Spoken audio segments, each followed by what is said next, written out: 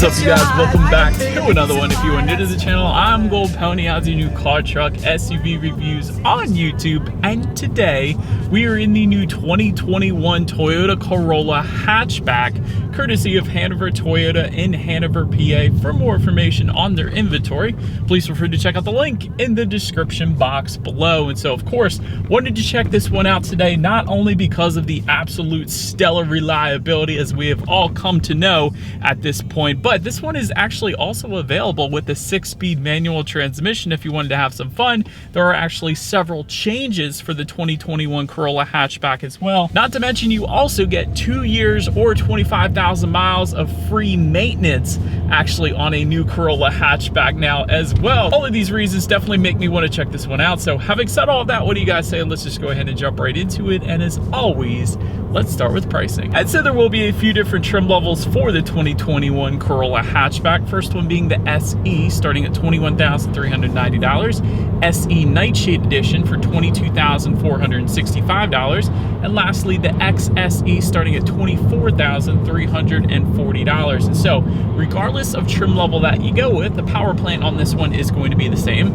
Power in the Corolla Hatchback is going to be a 2-liter naturally aspirated inline 4-cylinder engine, putting out 168 horsepower at 6,600 RPM, 151 pound-feet of torque, available at 4,800 RPM. Power sent to the front wheels, again through your choice of either a 6-speed manual, which actually comes standard on the SE and XSE trim levels, or a CVT, which is the one we have today, that is going to come on the SE Nightshade. It is going to be optional on the SE and XSE trim levels. 0 to 60 overall comes in at around 7.5 seconds for the manual, 8.5 seconds for the CVT, with MPG numbers coming in at 28 city, 37 highway for the manual, 32 in the city, 41 on the highway for the CVT. That's quite an impressive highway mile per gallon number, even in a compact car like the Corolla. So well done, Toyota, for that. And so, but before we do any kind of paddle shifter test or acceleration test in the Corolla Hatch here, do want to mention there is a sport driving mode. That sport driving mode is located just in front of the shifter, that button I should say, that is going to adjust things like the shift points and throttle response. So now, having said that, what do you say, let's go ahead and press it. It did immediately downshift for me, so it is going to hold the RPMs at a much higher level, giving you more power on demand. I'm going to test out the paddle shifters here first. So what I'm going to do is slide the shifter all the way to the back and to the left. That is going to give me full control over the shifting. I am looking at my simulated gear, I guess you could say, on the digital portion of the gauges up here. It's saying I'm in 5th gear. So keep in mind, this is a CVT, so it is all simulated shifting, but let's see how well it actually does and how well it actually feels like a traditional automatic, at least in that manual shift mode that I have it in now. So let's give it a shot. All right. Gonna keep it in first here. Here we go. There we go. There it is. Oh my goodness. Wow. All right, I'm gonna say something really weird right now. Those shifts, those simulated shifts, actually reminded me of Mercedes-Benz. Here's why. When I actually hit the paddle shifter, it kind of lunged you forward all of a sudden when you hit it. I love that experience. I absolutely love when cars do that, and the Corolla Hatchback does it. So that is freaking cool. It did pretty well at simulated shifts. I mean, you can still tell it's a CVT, but it is definitely fun. It kind of lunges you forward. I absolutely love that about the paddle shifters. But to give back full control to the Corolla Hatchback, what I'm going to do is simply slide the shifter all the way to the back and to the right. That is going to give back full control to this one. And what do you guys say? Let's find yet another straightaway, and let's see how quickly the Corolla Hatch here is going to get us up to speed. All right, from a standstill in 3, 2, 1, giddy up. Well, it's loud.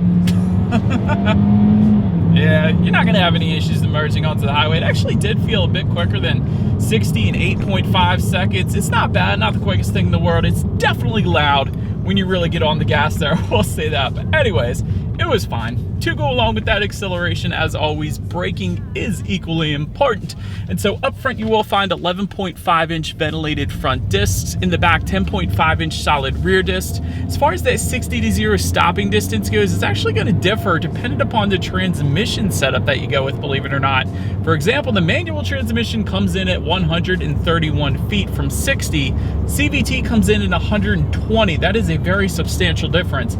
when it comes to that 60 to 0 braking distance. Kind of surprised me there, but having said that, braking feel is perfectly fine. There's no brake pedal delay. It's not really soft braking feel either. It feels fine to me at least. So I've personally had no issues with it, but touching on suspension and handling, up front you're gonna get a McPherson strut front suspension. In the back, independent multi-link rear suspension. As far as the ride quality goes, it's pretty much as expected for a car like the Corolla. No issues there for me.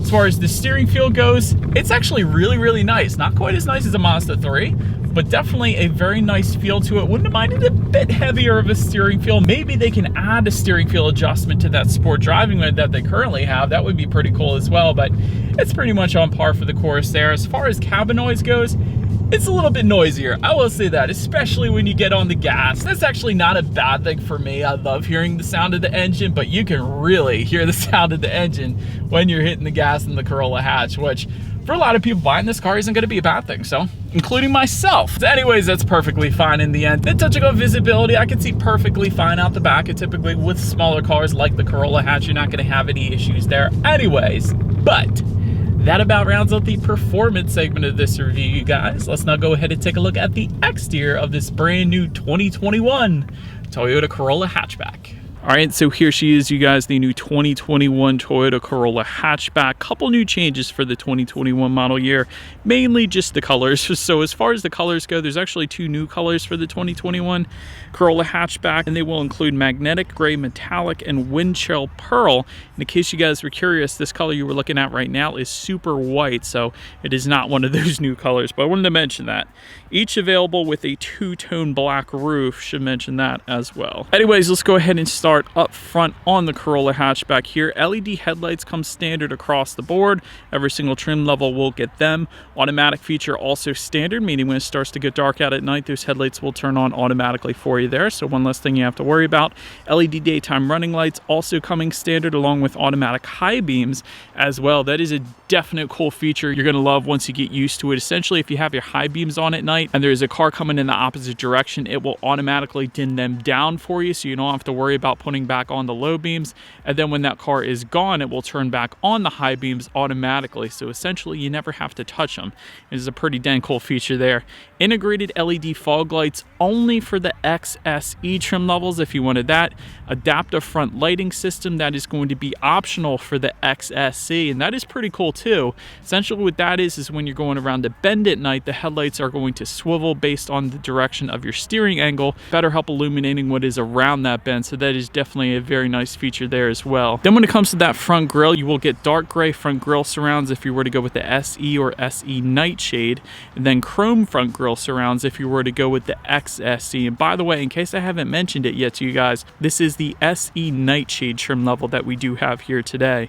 And speaking of, you will also get a black front lip specific to the SE Nightshade trim level. So that is, of course, what you guys are looking at right now. But anyways, let's now go ahead and make our way to the side of the Corolla Hatch here. It's open now since we are around to the side. Black window surrounds do come standard. Body colored power adjustable side mirrors with integrated turn signals coming with the SE and XSE trim levels. And they will, of course, be heated as well. And then with the SE Nightshade, they will actually be gloss black side mirrors. Still a little bit of a difference there. And actually with this SE Nightshade, it's going to be a lot of black accents. You guys can see the door handles there as well. Rear spoiler, really the list goes on. So I'll touch on all of that as we go along here. Black side skirts with the SE Nightshade as well. Then taking a look at the wheel setup, 16-inch double 5-spoke alloys with the SE, 18-inch black alloys for the SE Nightshade, and 18-inch machine finished alloys if you were to go with that XSE trim level. So that about rounds out the side. Let's now go ahead and make our way to the back of the Corolla Hatch here. It's open now, making our way to the back. Let's go ahead and start up top. You do have a gloss black shark fin antenna. Just below that, gloss black rear spoiler as well. And by the way, that rear spoiler is going to come on all trim levels. It's going to be with an integrated brake light as well.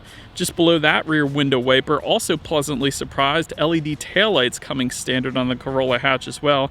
You don't always get that with compact cars, so I wanted to emphasize that. Black badging only with the SE Nightshade trim level that we of course have here today. But one thing I think I do not like on the Corolla Hatchback, I'm just going to be honest, there's a single exhaust outlet tucked away on this one. However, it would make it appear that there are dual exhaust outlets with gloss black tips. That is definitely not the case. It is hidden away on this one. Unfortunately, it would have been so cool if there were dual exhaust outlets on this one. But anyways, still believe you guys know what we have to do next. As always, here is that exhaust clip.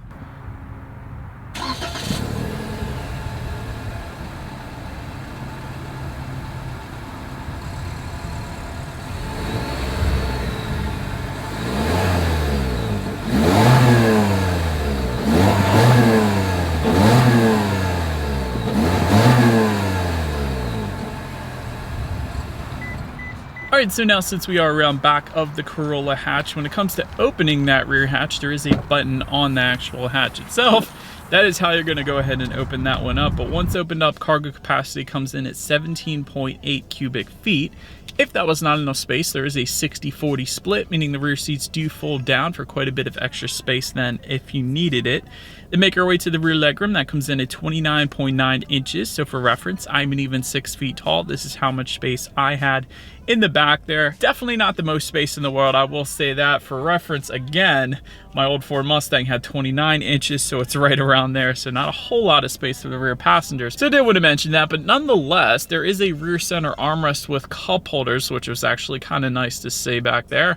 Also a little bit of storage if those rear passengers looked forward, and there are some cup holders in the rear doors as well back there. But then make our way to the front seats, manually adjustable cloth seating with the SE and SE Nightshade. That of course is what you guys are looking at right now. 8-way power driver's seat with the XSE, and by the way, the XSE also gives you leather seating, which will be heated for the seating as well. So I wanted to mention that. As far as the seat comfort goes, it's plenty fine, certainly as expected, so no issues there for me. Then take a look at the steering wheel. It is tilt and telescoping, and it is leather wrapped, by the way, as well. You don't always get that, so that was pretty cool to see. When it comes to the startup, let me first start by showing you guys the key. You do have a Toyota Corolla logo on the one side, and when you flip it over, lock and unlock. Probably one of the more basic keys I've seen in quite a while, which is good and bad. I mean, it's kind of boring, but at the same time, if you lose it in Ocean City, Maryland, in the ocean or something, it's going to cost a lot less to replace. So we'll say that. Not that I've done that before at all. But anyways, it is all actually keyless entry with the push button start. So all I'm going to do here is simply put my foot on the brake and press that engine start button located just by the driver's right knee there. It's open. Then once started up, tachometer is all the way to your left, speedometer is front and center, and there is a small digital display all the way to the right, which can be controlled by using the steering wheel mounted controls all the way to your left. Anyways, you're going to find things like your outside temperature, how many miles you have left until you hit empty. There's also a digital speedometer up there if you wanted. There's your average miles per gallon at any given time. There's also some safety information, trip A, trip B, when you need your next oil change. The list goes on. It's pretty much everything you could possibly want within that small portion of the digital gauges there. But now let's go ahead and make our way to overall interior quality on the Corolla hatchback. Automatic climate control does come standard on all trim levels, meaning just set the temperature and it's going to automatically bring the Corolla hatch up to that temperature. Also, there is dual zone climate control if you were to go with the XSE trim level only, so I wanted to mention that as well. But overall, it's pretty basic. It's pretty much as expected for the Corolla hatch. There is an electromechanical parking brake, which is pretty cool. It's found just behind the shifter there. Of course, you got your dual cup holders just behind that, and a little bit, teeny tiny amount actually of storage within that center armrest. But you do actually have a USB charging port within there and a 12-volt power outlet within that center armrest as well. So overall, is pretty much as expected for a car like the Corolla hatch. Very basic, very minimal. There is a little bit of storage in front of the shifter. I should mention that as well, maybe to put your cell phone, I would imagine. So yeah, it's pretty basic essentially. But now let's go ahead and take a look at the tech display, which is really not that bad, quite honestly. It's an 8-inch color touchscreen display. Bluetooth and audio streaming does come standard on this one. Android Auto, Apple CarPlay as well, meaning if you have a smartphone, simply hook it up to the Corolla hatch via USB cable and you have free navigation displayed up on that tech screen, as well as the ability to like and dislike your Pandora songs, and there's a couple other compatible apps as well. Factory navigation system is going to be optional on the XSE, although you don't really need it if you have a smartphone anyways.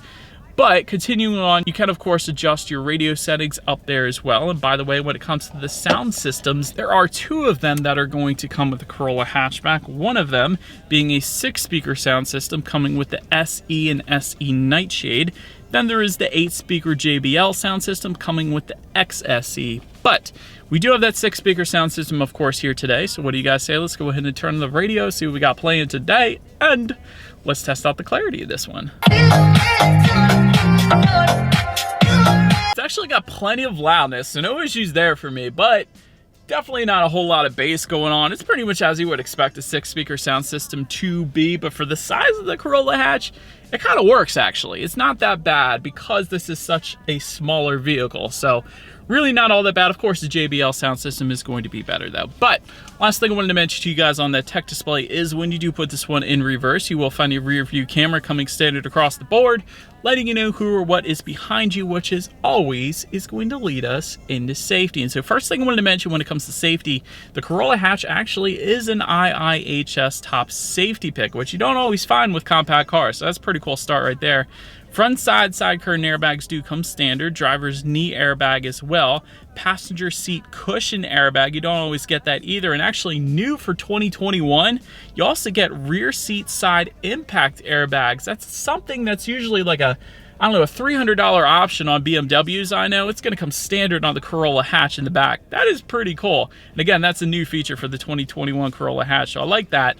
In the back, you're also going to have latch, aka lower anchors and tethers for children for the rear car seats, rear child door locks, tire pressure monitoring system. That's all pretty basic stuff at this point, but the Corolla hatch also does give you a bunch of advanced safety features labeled Toyota Safety Sense 2.0. This is going to include a pre-collision system with pedestrian detection, lane departure alert with steering assist, dynamic radar cruise control, road sign assist, and lane tracing assist as well. In addition to that, if you were to go with the XSE trim level, you will also get a blind spot monitoring system. And then yet another new feature for the 2021 Corolla hatch, you will also get rear cross traffic alert with the XSE. And by the way, this is going to be optional for the SE if you wanted that rear cross traffic alert as well. But overall, when it comes to my final thoughts of the Corolla hatch, if you wanted a car that is going to last 200,000, even 300,000 plus miles, this is definitely going to be on that list because this thing will last an eternity. Just look at any Consumer Reports magazine